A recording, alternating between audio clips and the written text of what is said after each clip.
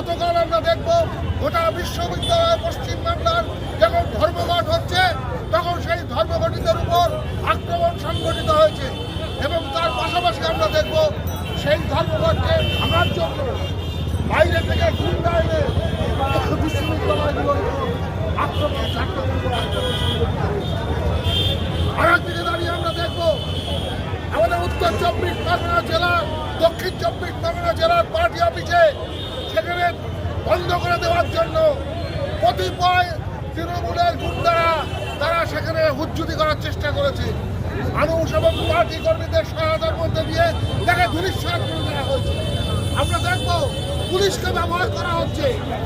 গতকাল আপনারা দেখেছেন আমাদের জেলা সম্পাদক কমরেড পলাশ দাসকে পুলিশ নৃশংসভাবে আক্রমণ করেছে।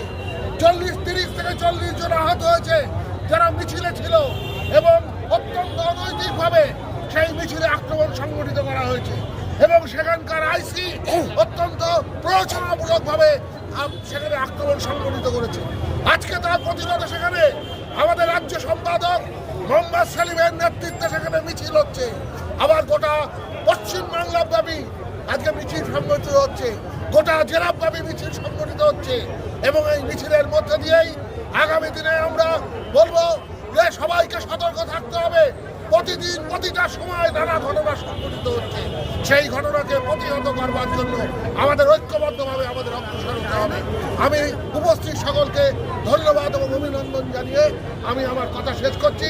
ইনকলাব জিন্দাবাদ, ইনকলাব জিন্দাবাদ। শিক্ষামন্ত্রী রক্ত বসুর পদত্যাগ করতে হবে, করতে হবে, করতে হবে। তৃণমূলের গুন্ডাবাজি বন্ধ করতে হবে, করতে হবে, করতে হবে। তৃণমূল এবং পুলিশের আতাত ধ্বংস হোক, ধ্বংস হোক, ধ্বংস হোক। তৃণমূল এবং পুলিশের আতাত ধ্বংস হোক, ধ্বংস হোক, ধ্বংস হোক। কর্মসূচি চলবে।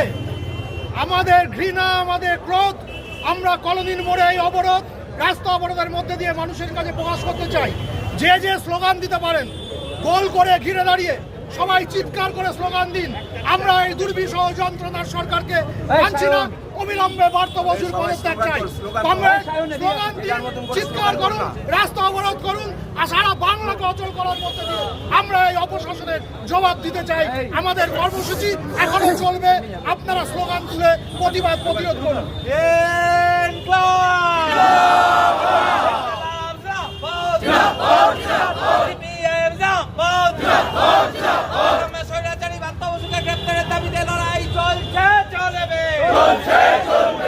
শিক্ষার্থী ও বর্বরচিত আক্রমণের প্রতিবাদে চলছে চলবে।